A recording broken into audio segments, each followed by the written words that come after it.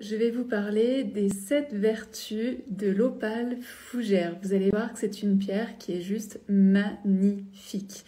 Avant de vous parler de ses vertus, j'aimerais déjà vous parler finalement de ses origines. Donc il faut savoir que opale, ça vient de upala, qui est un mot en sanskrit qui veut dire pierre précieuse.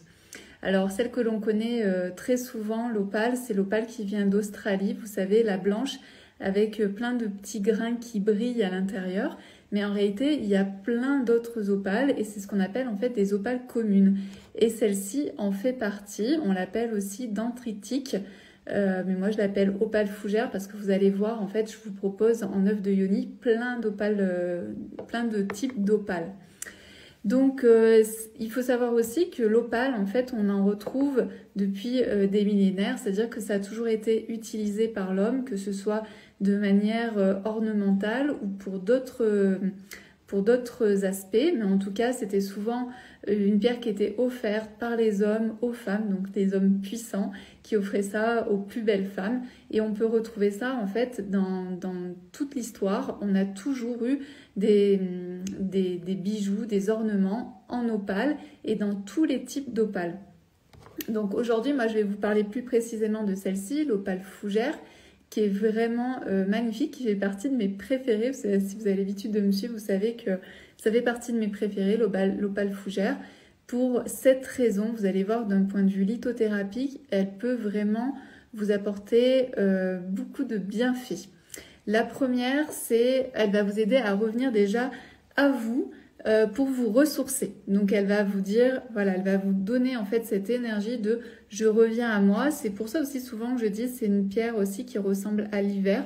L'hiver où on revient à soi, à son intériorité, à son exploration, à son introspection. Donc c'est une pierre vraiment qui vous permet de revenir à vous pour vous ressourcer. Également, et ça vous le voyez par rapport à, ça fait comme des petites fougères, c'est vraiment, elle peut mettre en lumière certaines de nos parts les plus cachées, donc c'est pas aussi fort que l'obsidienne, hein, mais c'est une pierre qui peut vous aider vraiment à aller voir ce qui est caché. Et quand je dis caché, ça peut être vos aspects sombres comme vos aspects lumière, donc tout ce qui peut être amélioré, mais aussi tout ce qui gagne à être vu. Également, elle peut vous aider à reconnaître votre valeur. Donc ça, c'est la suite de je vois en fait les choses cachées qui sont chez moi, qui sont superbes et que je ne vois pas. Et donc une fois que je les vois, en fait, cette pierre, elle va aussi vous aider à les mettre en valeur, les mettre en lumière dans votre vie pour que vous puissiez vous en servir. Donc c'est vraiment intéressant et pour pouvoir vous en servir, c'est déjà important dans un premier temps de pouvoir reconnaître votre valeur. Ensuite, elle permet aussi de vous alléger. Donc c'est-à-dire que comme vous allez faire un travail d'introspection, forcément il y a des choses qui vont ressortir et vous allez vous dire ça j'en ai plus besoin. Donc c'est pour ça que c'est une pierre qui vous permet de vous alléger et d'enlever tout ce qui est lourd dans votre vie ou peut-être dans certaines de vos habitudes aussi. Vous allez peut-être vous rendre compte que vous faites certaines choses tous les jours qui sont en fait hyper lourdes pour vous et que vous avez envie de mettre de côté. Également, elle vous aide à rester dans votre verticalité. Comme on peut voir, elle a du noir, mais aussi du blanc. Donc le noir qui est plutôt en lien avec le premier chakra et le blanc qui est plutôt en lien avec le 7e chakra. Donc ça vous permet de rester aligné, d'être bien en lien, avoir une colonne vertébrale bien droite qui vous permet d'être relié à la terre et au ciel. Ensuite, elle va vous montrer aussi que vous pouvez vous sentir en sécurité, donc dans votre propre intériorité, comme vous allez travailler sur vous, voir vos aspects sombres, vos aspects lumière. Ça vous permet aussi de travailler sur votre sécurité intérieure, savoir en fait que vous pouvez être sereine et bien sûr de voir la beauté que vous avez en vous. Donc tout ça, ça va vous permettre d'être beaucoup plus ancré, d'avoir cet espace de sécurité en vous. Et puis, dernière chose, elle aide à faire circuler les énergies.